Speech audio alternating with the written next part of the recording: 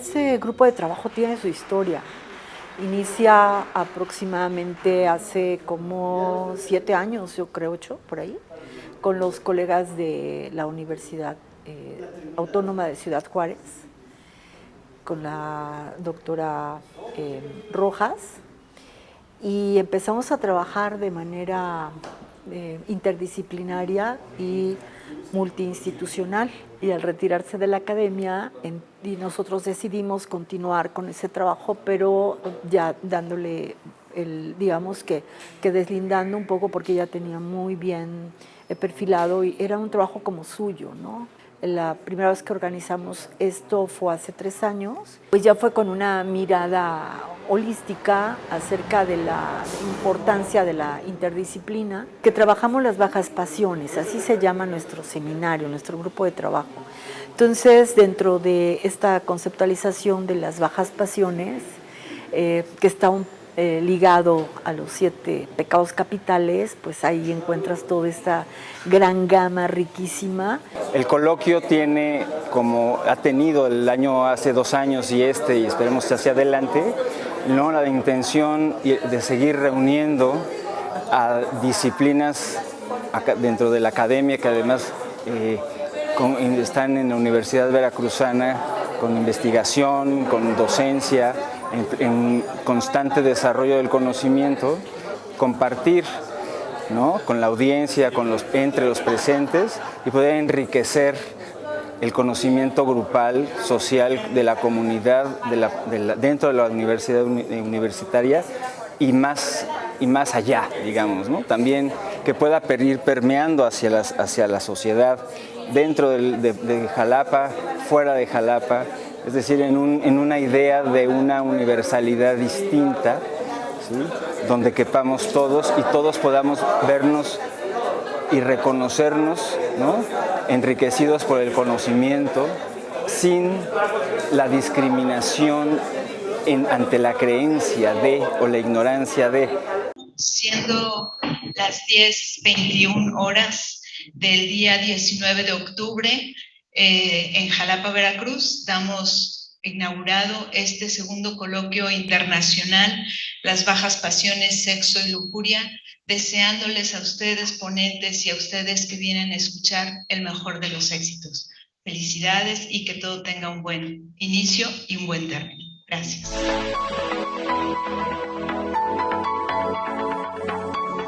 En esta ocasión, a mí me toca hablar del deseo sexual en el cerebro.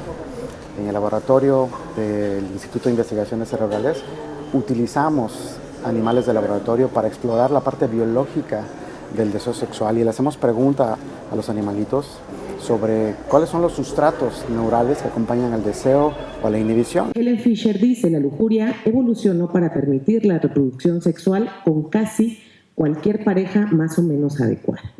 La lujuria tiene esa función. El sistema de atracción, o lo que se conocería como amor, ese sistema de enamoramiento, permitió que los individuos se enfocaran en una sola pareja a la vez. Entonces, ese es otro sistema emocional. Y el apego dio lugar y tiene la función de que hombres y mujeres se encuentren juntos el tiempo suficiente para la crianza. El modelo de rata ha sido muy útil para estudiar componentes neurobiológicos que subyacen a la conducta sexual. Hay diferencias importantes entre los primates y el humano, básicamente, y la rata, sin embargo, han sido una herramienta valiosísima para descubrir mediadores, estructuras, neurotransmisores que tienen un papel en la conducta sexual. En esta pandemia se les preguntó si habían participado en conductas sexuales de alto riesgo. Entonces, 13% han participado con parejas sexuales múltiples. También ha habido sexo bajo efecto de sustancias como alcohol, tabaco, narcóticos, y 5% con sexo con individuos desconocidos. Es muy importante este tipo de aproximaciones. Fíjense que recientemente en Estados Unidos y en algunas universidades europeas se están abriendo departamentos que se llaman estudios sobre los animales. Antropólogos, psicólogos, biólogos, artistas, arqueólogos se reúnen alrededor de este tema. porque como la sexualidad, la lujuria, lo que se está revisando en este evento académico que es por demás interesantísimo, nadie puede tener la verdad sobre ello. No hay solistas en el tema de la naturaleza humana. Necesitamos un coro que vaya ayudando a definir qué somos, cómo nos comportamos, por qué, etcétera. Entonces es importante una visión múltiple de este fenómeno. Normalmente cuando una persona o una pareja va a terapia porque necesita, porque tiene problemas en cuanto a relaciones sexuales, el objetivo que tienen es como mejorar el desempeño. Pero el tener la idea de mejorar el desempeño no ayuda mucho porque eso aumenta la ansiedad. Bueno, el contenido, rápidamente. ¿Cómo se ha definido el orgasmo? Muy ágil, el orgasmo en hembras de distintas especies y para qué estudiarlo. Como vertientes de por qué estudiarlo sería el orgasmo en hembras como una revisión de un debate científico aún vigente en torno a su papel en el proceso evolutivo. Y por otro lado, desde la psicoetología comparada, vamos a conocer más sobre la respuesta sexual humana desde la animalidad del ser humano, ¿no? Entendernos parte de esta evolución y cómo pues todas las cosas que influyen en el proceso evolutivo nos traen acá a este animal que también dialoga o también es atravesado por la cultura, ¿no? Una cultura pues moralizante, una cultura que le atraviesa el derecho, que le atraviesa la ética, que le atraviesa normas sociales y que pues, desde luego tiene que ver con procesos históricos muy distintos, ¿no? Hay una lectura que ha gustado en el cuerpo académico, que es precisamente la perspectiva arqueológica que el maestro Parra, un compañero y amigo mío de la facultad, nos piden o nos han convocado para buscar esa lectura arqueológica, que este coloquio no es que no la tenga, sino que de alguna manera no se había considerado, y entonces esa es la razón.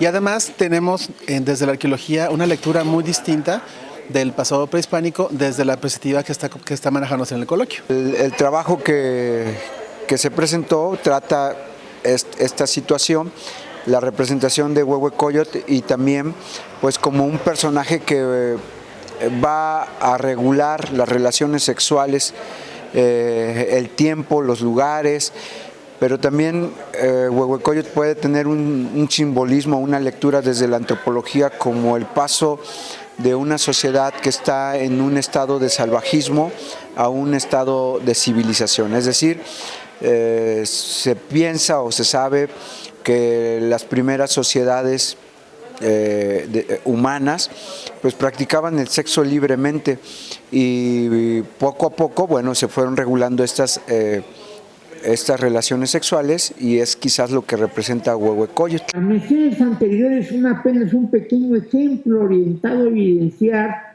la importancia del andrógino en las religiones. Su presencia no corresponde únicamente a formas religiosas arcaicas. En cultos contemporáneos mantiene singular vigencia. Tal es el caso de la santería cubana, en cuyo panteón Changori es el origen mayor de origen yoruba, deidad del fuego, del rayo, del trueno, de la guerra, del baile y de los tambores batá. El interés, reitero, de conocer la prostitución en Puebla fue porque es un tema bastante disimulado, descuidado, estigmatizado, ¿no? Donde las mujeres son señaladas, segregadas, violentadas, perseguidas y colocadas en un lugar como si su historia no contara, ¿no? Y bueno, el interés meramente es eso, contar la historia de ellas a partir de su propia voz, porque lo que hago es recoger los testimonios de estas mujeres. Eros y ágape son dos conceptos relacionados que implican estados emocionales y sentimientos que desencadenan expresiones lúdicas de diversa magnitud, ludismo que entrelaza fusión y amor carnal, lo mismo que fe y amor espiritual, vivencias sensuales del cuerpo y la sensualidad del alma, eros que exalta el placer sexual corpóreo y ágape que desea el placer íntimo de los corazones. Ambos son también caminos transversales en los que el éxtasis orgásmico y el éxtasis místico confluyen en tensión dialéctica de rechazo y atracción, de deseo y fe, de pasión y unión. Lo que yo quise tratar es un poco cómo se desborda el deseo sexual, cómo se desborda el deseo sexual entre la gente que supuestamente lo contiene o está obligada a contener ese deseo, que son los encargados de la administración del conocimiento religioso de la religión. Hablé específicamente de sacerdotes católicos, ministros de culto protestante, de todas las iglesias protestantes, incluso rabinos judíos e imanes musulmanes. O sea, ¿por qué sigue este éxito de la magia? ¿Por qué dicen, no, pues es que estamos en el siglo XXI, en la era de las comunicaciones, de los intercambios, de la ciencia, de los avances científicos? Ayer se dijo, hoy en la mañana, la pandemia no nos hizo nada. Ahorita, ¿verdad? ¿Qué pasa? ¿Sí? No nos hizo nada. Entonces, ¿por qué todo esto sigue tan vigente, este pensamiento mágico junto al científico? En el caso de México, pues ha habido un avance significativo en el tema de los derechos sexuales y reproductivos. Ante todo, gracias pues a un enfoque en el orden transdisciplinario, ¿no? Como es en este sentido, pues la lógica y motivo del presente evento aquí en Jalapa, ¿no? En el que hemos podido observar cómo a través de diversas miradas, diversos campos de conocimiento, se puede abordar en su momento dado la comprensión e interpretación de los derechos sexuales y reproductivos. Y creo que esto es un aspecto muy importante, toda vez que en los procesos de formación jurídica para abogados y abogadas se nos olvida que el contenido de los derechos sexuales y reproductivos está dado gracias a los enfoques de otras disciplinas. Las personas de la diversidad sexual, particularmente las personas trans, han sido despojadas del derecho a la salud, el trabajo, la educación, la vivienda. Sin embargo, quienes resistieron y encontraron a la Santa Muerte ejercieron su derecho a la libertad religiosa, muchas veces extirpado y negado por el sistema heteropatriarcal. El cobijo y protección por la Santa Muerte ofrece un lugar simbólico que da soporte ante la angustia y el malestar.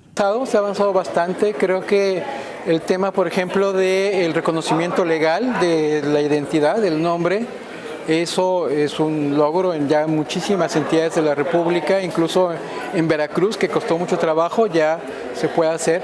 Sin embargo, es apenas el primer paso, ¿no?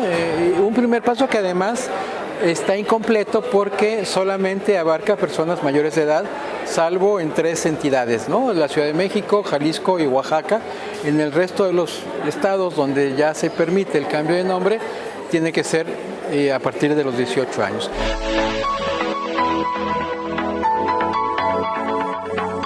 Este es el segundo congreso o coloquio que se ha realizado sobre temas, digamos, relacionados con las pasiones.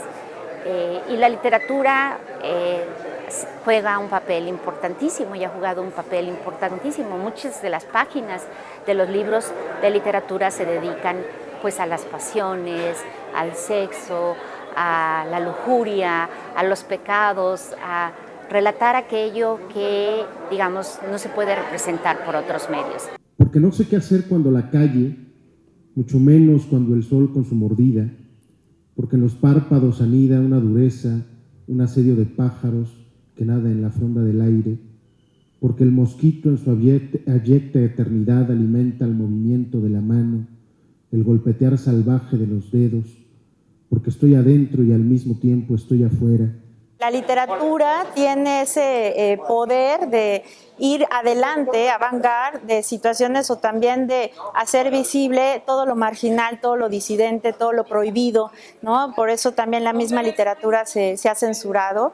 Entonces hay un eco muy importante entre, por ejemplo, las ponencias de los compañeros de neuroetología, de ciencias, y de pronto una lectura de la literatura lo está describiendo. Todo lo que ellos hablaban de dopamina o de serotonina, la literatura está descrita de forma poética. En el poemario se presentan varias filas. Por ejemplo, Jacinta gusta de escuchar los sonidos de su cama mientras copula. La medio cuerpo, por medio del olor de los hombres, elige a sus próximos clientes. La colegiala obtiene mayor placer acariciando a los varones que cuando estos la penetran. Otra filia que encontramos en el poemario es la que presenta a la prostituta apodada La Limosna, quien encarna a una boyerista, pues le agrada mirar el cuerpo desnudo de los varones. En el siglo XIX surgió la fotografía, en la década del 20, particularmente en Francia, y después, ante la fuerza que tuvo la fotografía en todos los ámbitos, fue, digamos, introduciéndose lentamente en los campos privados y particularmente en los campos de la sexualidad y el erotismo.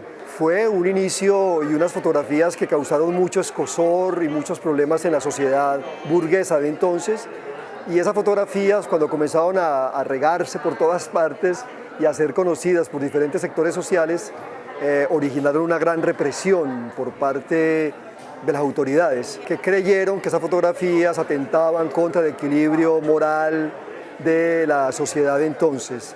Entonces me parece que la fotografía erótica en un principio surge como una transgresión. Me interesó para esta ponencia poder revisar la revista Lengua y Raza, que es una revista que circuló en la ciudad de Pereira a inicios del siglo XX y que fue una revista que al revisarla es posible mostrar cómo sirvió de tribuna para circular discursos que buscaron cuestionar la apariencia de las mujeres y su comportamiento en público. Esto implicó, en esta revista aparece pues un señalamiento al uso inapropiado de la vestimenta y de la moda extranjera por parte de las mujeres de la élite. En este caso, un señalamiento a estas mujeres por su masculinización al asumir esta indumentaria y también por exhibir, al dejar ciertas prendas tradicionales. Analizo una novela de la primera mitad del siglo XIX, una novela mexicana escrita por Manuel Paino, se llama El Rosario de Concha Nácar, es de 1843, y lo que reviso básicamente es las motivaciones que tienen los personajes, sobre todo los personajes masculinos, para actuar en la novela. Y lo que veo y que está reflejado, o que está, digamos, tratando de presentar Paino, es precisamente que los personajes masculinos se mueven básicamente por la libido. Y en este caso, en este caso de los personajes, lo que hacen pues funcionan como una especie de advertencia para las lectoras mexicanas, sobre todo las señoritas, las mujeres, que es a las que estaba dedicada, para las que escribían y para las que, digamos, se presentaban las revistas. El pueblo mexicano se inició en la lectura precisamente con las historietas. Como toda iniciación, esta lectura inaugural tiene algo de pecaminosa. Para las minorías cultas y los amantes de las buenas letras, la inesperada pasión popular por los pepines es una transgresión, una suerte de masiva prostitución espiritual de los inocentes, que debe ser refrendada en nombre de la moral y las buenas costumbres literarias. Mejor un pueblo de analfabetos puros que una nación de lectores contaminados. Juan Aurrocorrechea y Bartra, ¿no? Aunque parezca increíble, hubo un momento en que la historia del cómic mundial, en que la industria mexicana dominaba el mercado en español. Sí, se vendían un montón, y en toda Latinoamérica. Desde que existe el cómic pornográfico y el cómic erótico, que no es lo mismo necesariamente una cosa y la otra. Ya en los años 20 existían las famosas Tijuana Bibles, que se llamaban así porque eran libritos pequeños, como pequeñas Biblias, y se publicaban clandestinamente en la ciudad de Tijuana, aquí en México. Y esos cómics pornográficos, que eran cómics de dibujo muy tosco y que eran satíricos, satirizaban a grandes estrellas, películas de éxito, luego cruzaban clandestinamente a Estados Unidos, donde se distribuían y vendían pues en secreto, porque estaba prohibido por las leyes en Estados Unidos. Entonces siempre lo ha habido, siempre lo ha habido.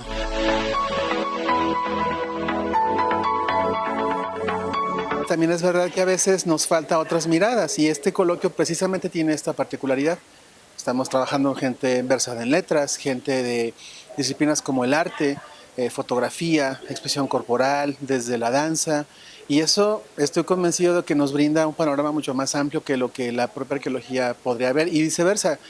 Los estudios de literatura sobre por ejemplo, que son tema de este coloquio, creo que se han alimentado de la mirada que la arqueología puede brindar. Muchas gracias por la invitación a los organizadores de este coloquio, que se ve muy interesante, muy provocativo. Y me parece que bueno, enhorabuena con estos espacios en que reflexionemos en torno al sexo y la lujuria. La verdad es que me ha resultado muy grato poder participar, pero también escuchar a colegas que se dedican a otras disciplinas. Esta interacción entre lo social, la literatura, la cultura popular, ¿no? La historia y la neurobiología es fascinante, y creo que pues felicitar a los organizadores y a la universidad por albergar este tipo de encuentros. Pues solo un agradecimiento por el espacio y también a los organizadores de este coloquio, que está fantástico. Muchas gracias. Me encanta el formato de este coloquio, porque hay médicos, hay psiquiatras, hay especialistas en arte, en literatura, antropólogos. Entonces se da una visión muy caleidoscópica, muy rica de cada temática. En este caso, pues la lujuria.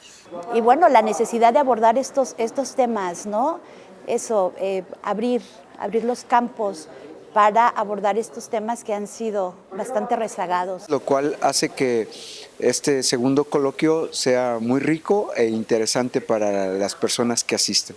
Tengo viviendo aquí en Jalapa desde hace 20 años y me parece que es muy enriquecedor que se abran estos espacios, que se hable abiertamente, no solamente de las cuestiones trans, sino de muchas otras, pero donde las identidades de género tienen un rol importante. Gracias a estos espacios se permite ante todo la comprensión, como venimos apuntando, de estos derechos sexuales y reproductivos, pero más que nada el entendimiento transdisciplinario y la riqueza que nos posibilita entender no solamente el derecho, sino también la sexualidad. No olvidemos que somos animales sexuales, que devenimos en sujetos sociales sexuados, y por ende es importante entendernos primero nuestra biología en un contexto histórico determinado, y también inscribirnos en una biografía personal, que somos como tal personas. El objetivo es aprender de los otros colegas de la riqueza de la UB, pero aprender también de todas las instituciones que están afuera.